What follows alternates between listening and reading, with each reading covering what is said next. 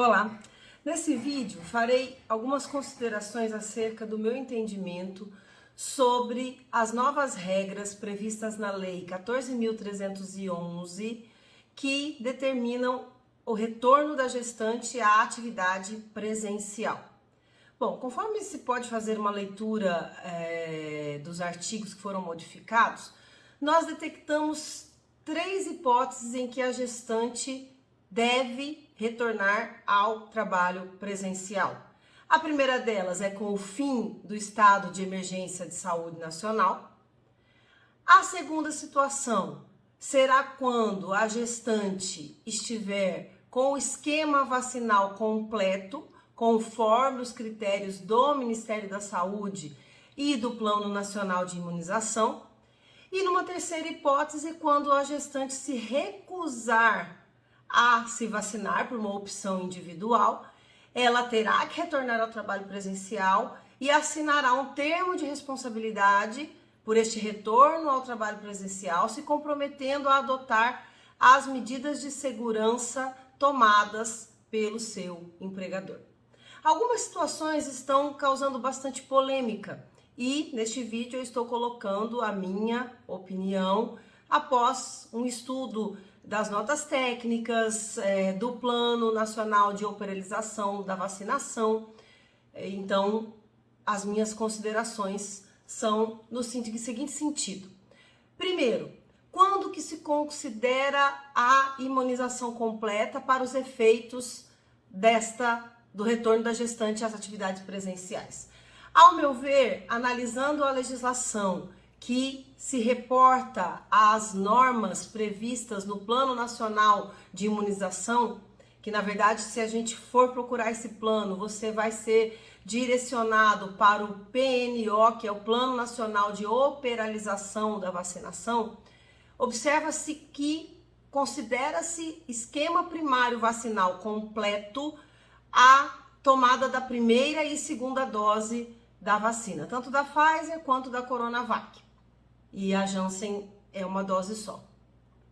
Neste caso, observa-se que, embora a nota técnica tenha, número 11, tenha dito que o esquema vacinal, há uma sugestão de que o esquema vacinal completo, ele seja das 2 doses mais a dose de reforço, eu analiso como uma sugestão, uma recomendação e não como uma determinação de que aquilo ali seja o esquema vacinal completo. Se nós observarmos, eu inclusive fui fazer uma pesquisa no meu Conect SUS para verificar se há a emissão do passaporte da Covid, ou seja, do certificado de vacinação, só com as 2 doses. Eu ainda tomei só as 2 doses.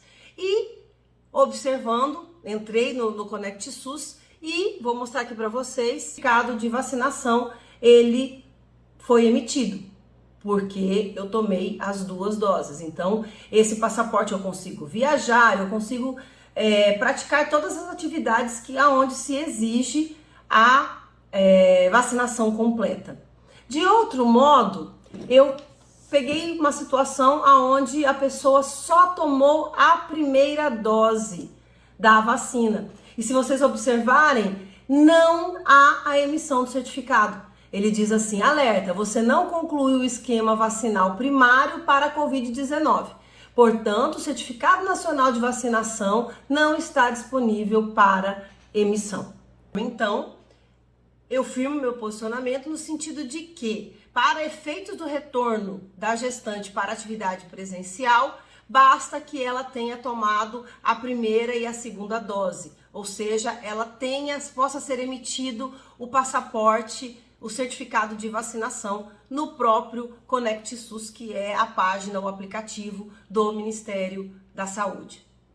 Algumas outras dúvidas também são relativas ao fato da gestante, uma segunda hipótese, né? Ela se recusar a vacinar, mas ela utiliza a opção de não se vacinar, mas nega a comparecer ao trabalho presencial ou comparece ao trabalho presencial e assim não quer assinar o termo de compromisso de responsabilização.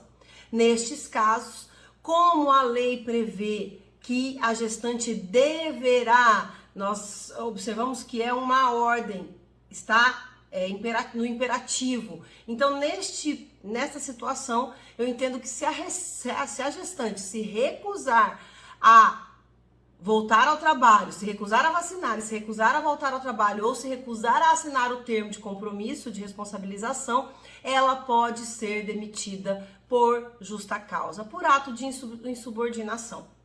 Do mesmo modo, aquela gestante que já tiver o esquema vacinal completo e ainda assim for convocada para retornar ao trabalho e se negar a retornar, certo? Mesmo estando já imunizada, também o empregador, depois de comunicar e obter essa recusa, ele também poderá optar por fazer a dispensa por justa causa desta funcionária.